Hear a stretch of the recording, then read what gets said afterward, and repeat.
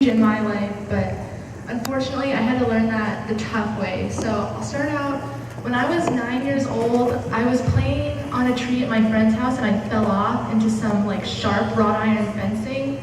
And I won't describe it too much, but basically what happened is it ripped the back of my arm wide open and a bunch of, there's a lot of stuff going on, and I had to get about 100 stitches, and it was really traumatic for me as a 9-year-old who had a pretty calm childhood so far. So that kind of led to some mild anxiety issues and nightmare issues and a lot of sleepless nights. But the problem went unchecked. I didn't do anything about it. I just kind of ignored it and really denied the fact that I struggled with anxiety. And what happens when you ignore anxiety for a while is it can kind of snowball into depression. So by the time I hit 8th grade, 9th grade, I had become pretty depressed because I believed this idea that I wasn't enough for anyone, and that for somebody to love me, I would have to do a bunch of stuff, and if I somehow fell short, the love would be taken away, whether that was family, friends, God. So, I'm always gonna fall short. So I was pretty depressed. By the time I hit 10th grade, I had finally accepted the fact that, yeah, I struggle with anxiety and depression. But even though I had accepted that, I believed two huge lies about anxiety and depression.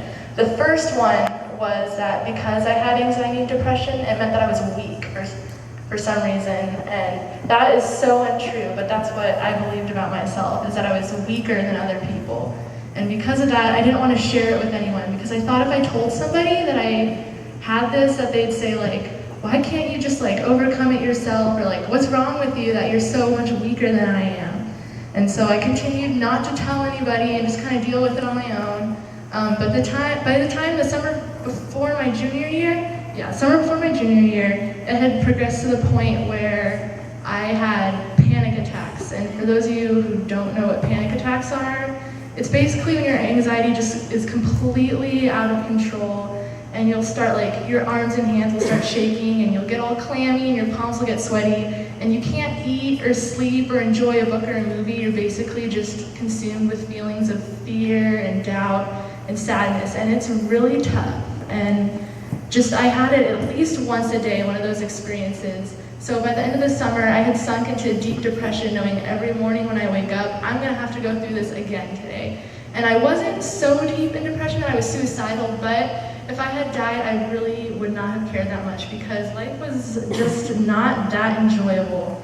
But my parents finally made me see a counselor, and I didn't want to, because I thought, oh, now I have to see a counselor. Now I feel really weak, and I don't want to share this. But my counselor encouraged me to tell some of my friends and some of my youth leaders at my church, and I was really nervous, but I sat down with some of my good friends and some of my youth group leaders and told them that I had struggled with anxiety and depression for a super long time.